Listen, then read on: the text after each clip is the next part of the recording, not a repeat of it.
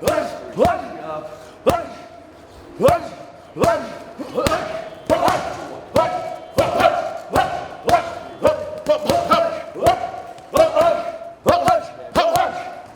you!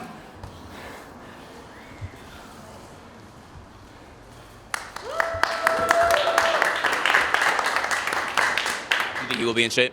I hope he's in shape. He looks like he's in shape. I've seen photos of him, but photos can only give you a couple hundred words. But the fight in general will give you the rest of the story. What motivates you about that fight in particular? The fact of redemption, the fact of getting revenge. The first couple fights, I don't think they were promoted the right way. I really don't think when we did the Ultimate Fighter, they said that I was afraid of him, that I got out of the fight because I didn't want to fight him. People don't understand that I went and got neck surgery after that. The next week I went and got C6, C7 fused to my neck. They never said that on television. I got the bad rap out of it that I was afraid to fight Chuck, and that's what a lot of fans thought, and that's not what it was. And once again, here we are. I would have never said yes for this fight, but and at the end of the day, the one that said it'll lasts longest, and I'll be doing that. And about Chuck, it's kind of fascinating because we haven't seen him fight in 8 years. When he was at his best, again, he's one of the best ever, but not having any information about where he is over the last 8 years as far as training and shape and physical ability. How do you game plan and how do you train for a guy like that? Well, that makes it tough. We're training for the Chuck Liddell that fought Tito back in the day. That's the guy we're training for. I know that he puts out some of it. We see a little training footage, and some of it looks a little hoaxy, in my opinion. Sometimes I think he's playing a little bit of possum. Really? Or maybe he's going full board. Either way, Chuck's a fighter. Chuck was, not that he's not an athletic man, not that he's not, he's strong, but he's a fighter. But that guy's got a fighter mentality, and he goes at you and he tries to kick your ass. And that's the guy that we're getting ready for. We know what is motivating Tito for this fight. He hasn't beaten you. You've beaten him twice. You've knocked him out 2 times. What is motivating you for this fight? I wanted to get back in the fight, and I decided when this got me started, I started trying. I really wanted. It started making me feel like I wanted to get back into it, and then I had fans saying, "Stay retired. You can't do this." And I don't like being told I can't do anything. So I like to prove people wrong. And then fighting Tito, it just came up, and I needed if I was going to think about coming back, I needed a warm-up fight. So, you need a tune-up fight. Let's go to the old faithful and go knock out Meathead. Was there a moment, because you said you had the 2-week trial period, was there a moment that something happened, that catalyst that said, okay, now I'm good with going through the rest of this camp? Was there one moment? Yeah, well, the first 2 days, the first 3 days, the first 4 days, first 5 days, I run high-level tests on these guys, and I know what my guys are doing and the standard guys are doing. And when I saw Chuck's results, I was like, oh, boy, we're in big trouble here. But he made these adjustments so fast, and he's such a hard worker. And, being that he's a legend, and tell me, okay, I'm going to stay with you, because there was a lot of people pulling on him. But he saw what I do, he saw how I do it, and my main concern was his health, his wellness. It wasn't so much about me trying to get credit for anything, but it was just making sure that he stays healthy and, he's training the proper way he should train at 48 years old.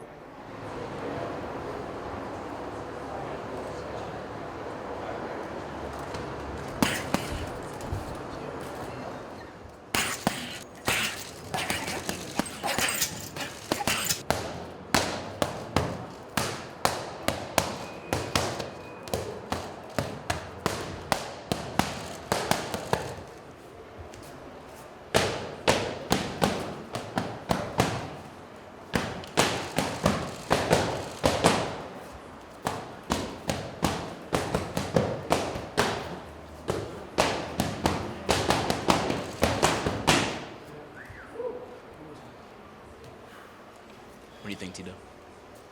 I was only 30 seconds. You can't be that tired that quick. Man. You guys gonna call this a quick motherfucking night. I guarantee you. Guarantee you. You running out? Alright. That shit was like junk. I think myself junk. Wow. I guess we're getting home. This is gonna be an event that I'm really looking forward to. It's our very first MMA event. Golden Boy MMA presents Chuck Liddell, Tito Ortiz. When you think about Tito Ortiz, When you think about Chuck Liddell, you think about pioneers, you think about legends. And I mean, if you were to ask me, who your favorite fighters are in the MMA world, all I think about is Tito Ortiz and Chuck Liddell, I mean, who doesn't like watching a final chapter? A fight that we know is going to be a great fight. Because the last two were great. Speaking of the workout last week that we were at, you and Chuck both worked out. You were not impressed with Chuck's workout. In fact, you left. You kind of hecked him a little bit. What did you make of that workout? Give us a scouting report of how you think Chuck looked in that workout last week. Maybe he was warming up. He was just warming up, and hopefully he is faster.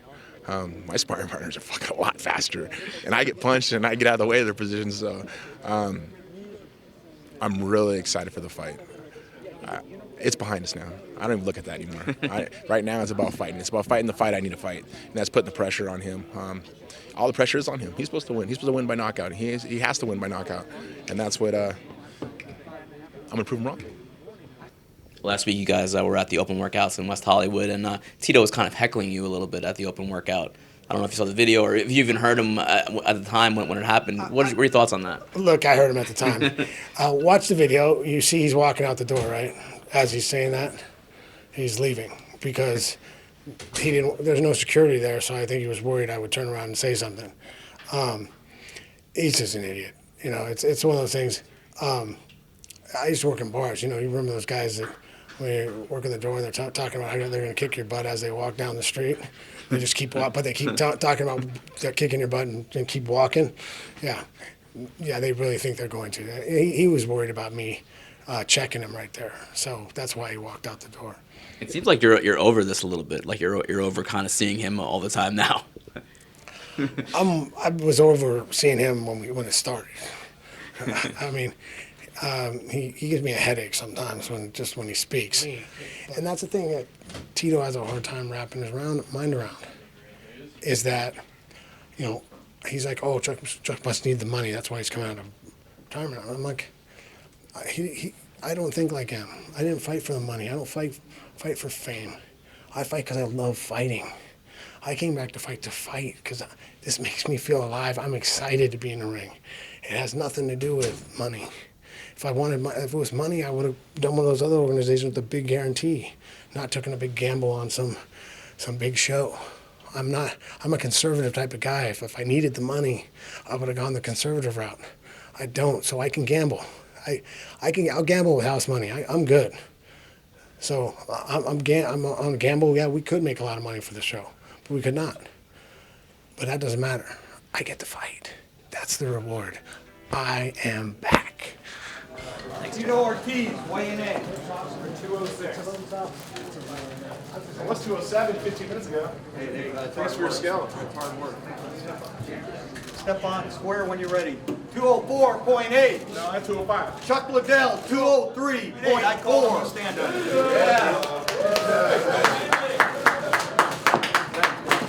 Appreciate it. I agree. Let's go. Wait, you see the doctor? Good job. Yeah, let me see the doctor real quick.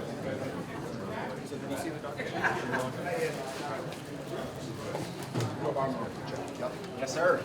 That was easy work. Let's make this fight even easier work. That's why you put 18 weeks of fucking camp in. Shit's easy. That was the easiest weight cut of my career. The third installment of Wars in tomorrow night, featuring the Huntington Beach Bad Boy. The talk will finally come to an end.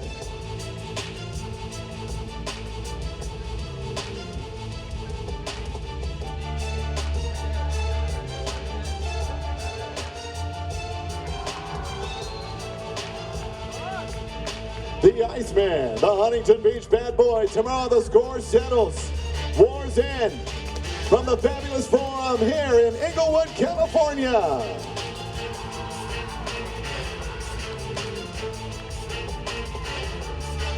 This was sad.